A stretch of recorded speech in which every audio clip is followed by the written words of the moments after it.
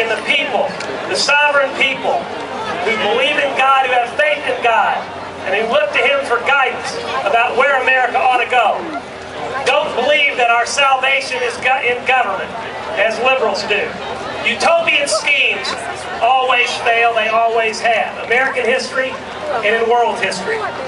That's what the Tea Party is all about, restoring America's ideals, restoring power to the people, not just saying this is some chant, some phony bromide about returning power to the people, but truly, our government is in warp speed towards socialism, toward Marxism. We have to restore our power and our sovereignty. The grassroots movement is not tops down. It is not AstroTurf. It is completely spontaneous from the ground up. And it's happening all over the country because people have arisen and they're tired of what's going on. They're horrified about what's going on.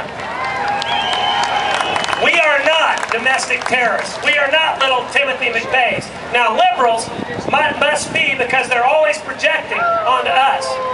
Our speech does not trigger violence. Our speech triggers peaceful revolution. So we are here to protest a government that is out of control, that does not listen to the people, that doesn't care about the will of the people. The public sector is growing at the expense of the private sector. The government is bankrupting the nation. The public sector employees are making twice as much on average as the private sector. It's the only area growing. Obama has not created or saved 3 million jobs.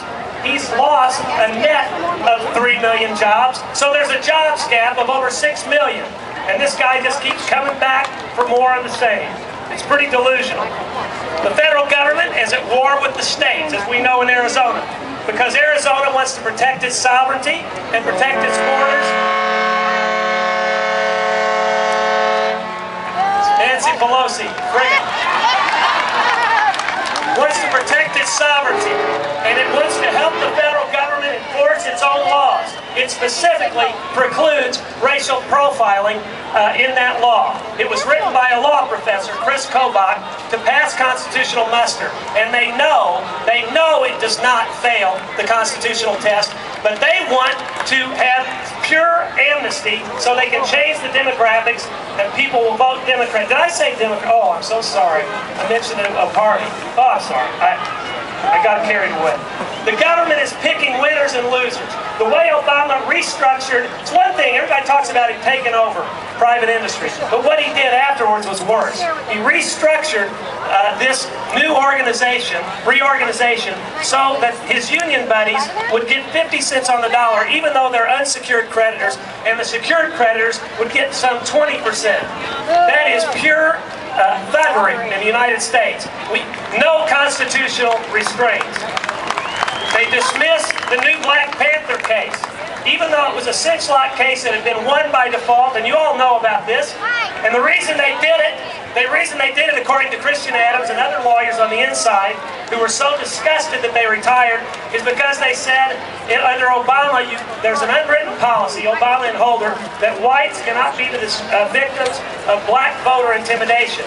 We don't want race-conscious justice. We want blind justice in the United States.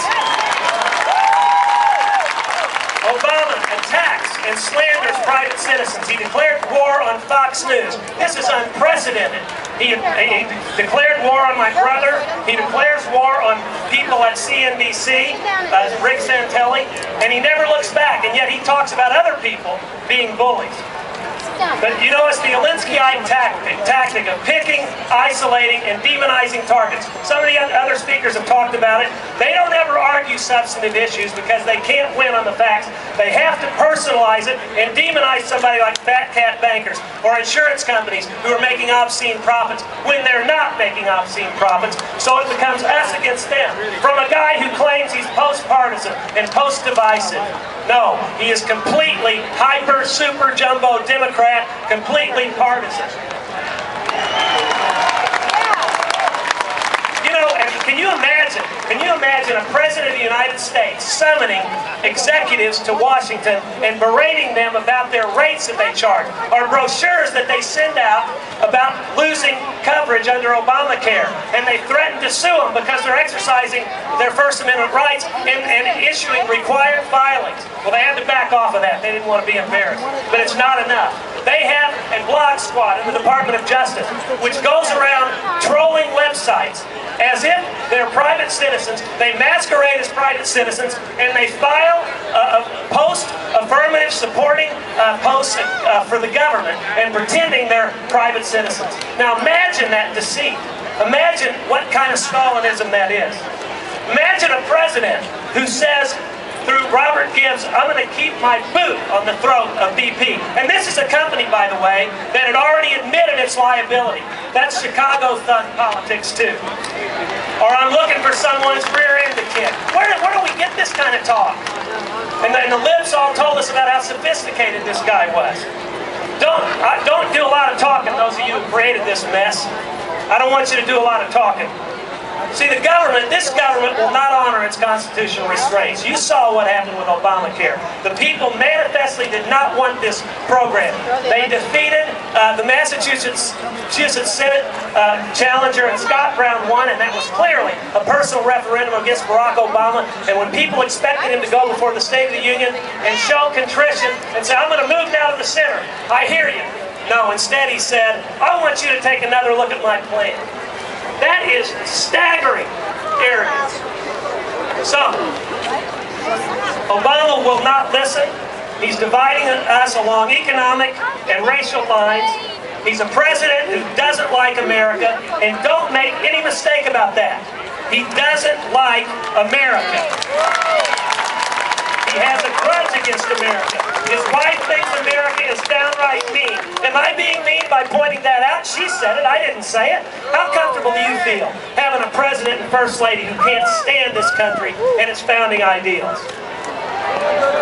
He wants to cut America down to size because he doesn't share our values. So he's giving away $140 billion to the IMF for redistribution to third world nations. Now, when he was challenged on this, he has no executive authority to do it, and Congress expressly forbid him from doing it. He said, I have plenary power over foreign policy. And you folks, that's Orwellian. This is not foreign policy, it's foreign aid. He just does whatever he wants. Just as when he told John Kyle, Senator of Arizona, who said, maybe, Mr. President, you ought to put a freeze on discretionary, on stimulus spending money that hasn't been sent. So 4 of his cabinet secretaries sent simultaneous letters to Kyle threatening to cut off Arizona's portion of the stimulus money. Can you guys imagine? And he did the same thing in California. I don't have enough time. The only reason I have notes is because I'm going to go 3 hours without them. I'm almost done. Folks, America is not over. We're fighting back. We cannot get cocky, though. We cannot be complacent. This is so serious. People who say, I'm hyperventilating, or I'm exaggerating, or I'm hysterical. Guilty. Guilty.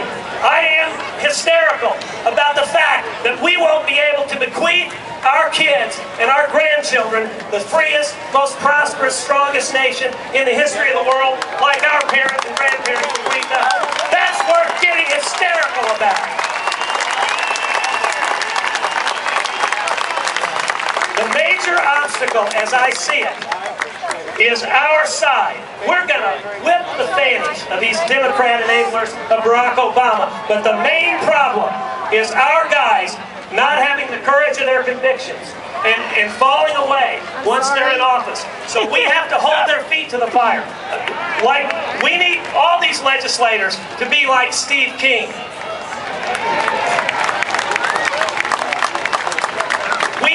They have to have the courage and the confidence in their convictions. We need to quit allowing the super minority of liberals, the strident, vocal, loud liberal minority, to keep running things and intimidating us. 2 times as many people identified as being conservative than liberal. It's time we started acting like it.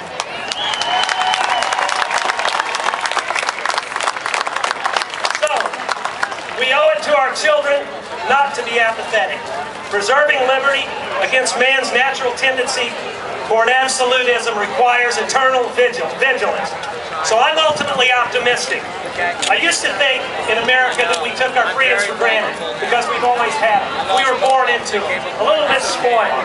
But I'm not saying that anymore. Look at you. Look at us out here. We are scared of what's going on. We love our liberties. We love them like no people that have ever existed in the history of the world.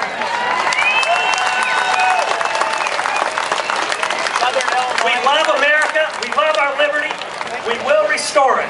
So God bless you, and God bless America, the greatest, freest, and most prosperous and secure, and most benevolent, Barack, most benevolent nation in the history of the world. Thank you.